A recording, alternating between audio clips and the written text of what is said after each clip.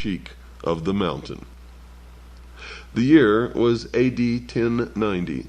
Hassan was now ready for the next part of his plan. He attacked and routed the troops of the emir who had been placed in the governorship of the province, and wielded the people of the surrounding districts into a firm band of diligent and trustworthy workers and soldiers, answerable to him and him alone. Within 2 years, the vizier Nazim al-Mulk had been stabbed to the heart by an assassin sent by Hassan, and the Emperor Malik Shah, who dared to send troops against him, died in grave suspicion of poison. Hassan's revenge upon his class fellow was to make him the very first target of his reign of terror. You see, with the king's death, the whole realm was split up into warring factions. For long, the assassins alone retained their cohesion. In under a decade, they had made themselves masters of all Persian Iraq and of many forts throughout the empire. This they did by forays, direct attack, the poisoned dagger, and in any other manner which seemed expedient. Indeed, the ends always justified the means. The Orthodox religious leaders pronounced one interdict after another against their doctrines, all to no effect. By now, the entire loyalty of the Ismailis under him had been transferred from the Caliph to the personality of the Sheik of the Mountain, who became the terror of every prince in that part of Asia, the Crusader chiefs included. Despite and despising fatigues, dangers, and tortures, the assassins joyfully gave their lives whenever it pleased the great master, who required them either to protect himself or to carry out his mandates of death. The victim, having been pointed out, the faithful, clothed in a white tunic with a red sash, the colors of innocence and blood, went on their mission without being deterred by distance or danger. Having found the person they sought, they awaited the favorable moment for slaying him, and their daggers very seldom ever missed their aim. Richard the Lionheart was at one time accused of having asked the Lord of the Mountain to have Conrad of Montferrat killed, a plot which was carried out thus, quote, 2 assassins allowed themselves to be baptized, and placing themselves beside him, seemed intent only on praying. But the favorable opportunity presented itself. They stabbed him, and one took refuge in the church. But hearing that the prince had been carried off still alive, he again forced himself into Montferrat's presence, and stabbed him a second time, and then expired without a complaint, amidst refined tortures, unquote.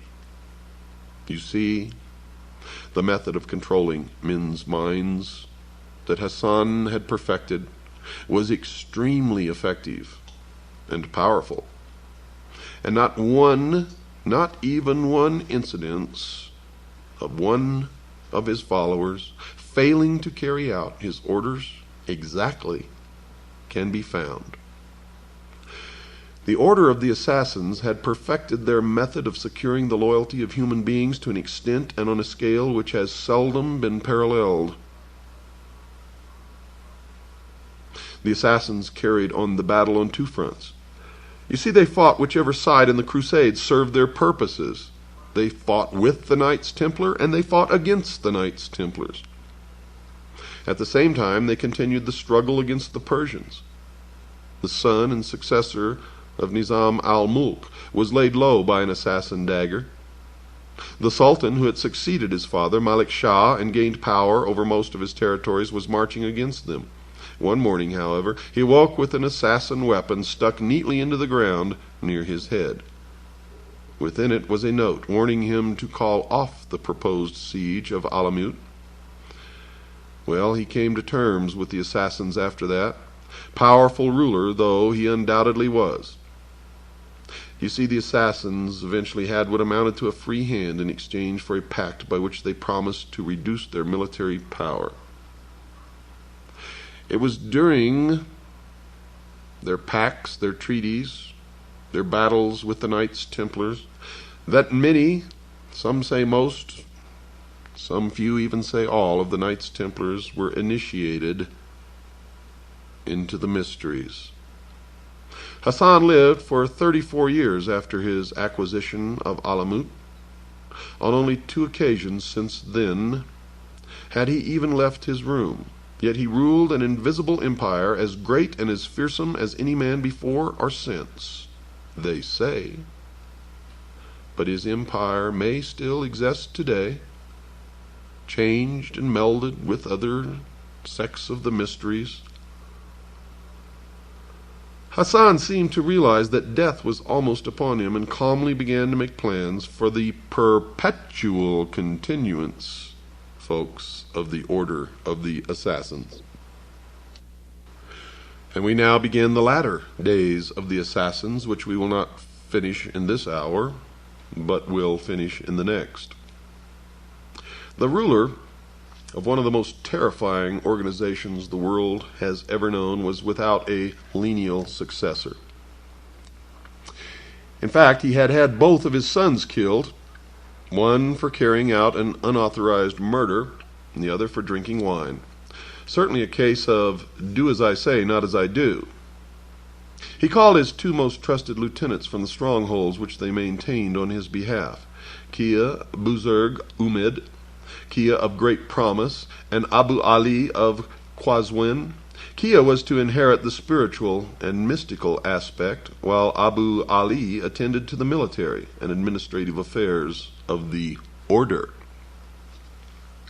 It is said that Hassan bin Sabah died almost immediately afterwards, in 1124, at 90 years of age, having given the world a new word, assassin.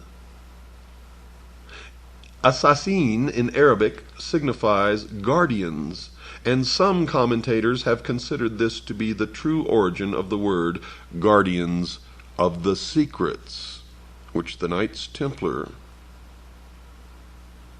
took to Europe.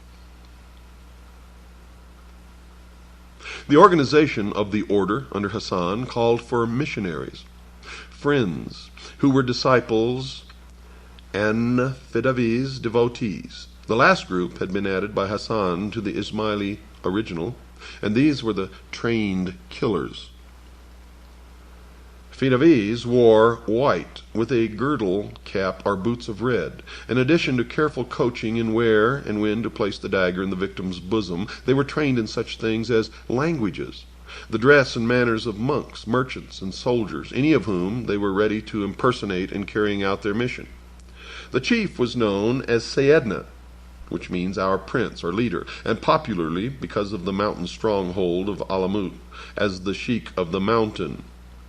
Now Alamut, or the stronghold on the mountain, was also known as the Eagle's Nest, and this is what Hitler named his mountain retreat. And there's also an Eagle's Nest near Santa Barbara, California, which very few people know anything about yet. Now, the Sheik of the Mountain is the figure referred to in Crusaders' writings as Sidney, or Senex de Monte, the first word being a literal translation of the word pir, Persian for ancient or sage. There were 3 great missionaries who ruled 3 territories. After the Friends and Fidavis came to the Laziks, aspirants who were being trained for membership of the society but were as yet uninitiated. Now, Hassan reduced the original number of degrees of initiation from 9 to the mystical number of 7. A similar number of regulations formed the rules of the order. This, in fact, comprised the working plan of the spreading of the faith. The first rule was that the missionary must know human psychology in such a way as to be able to select suitable people for admission to the cult, and was summed up in the mnemonic, quote, cast no seed upon rocks, unquote.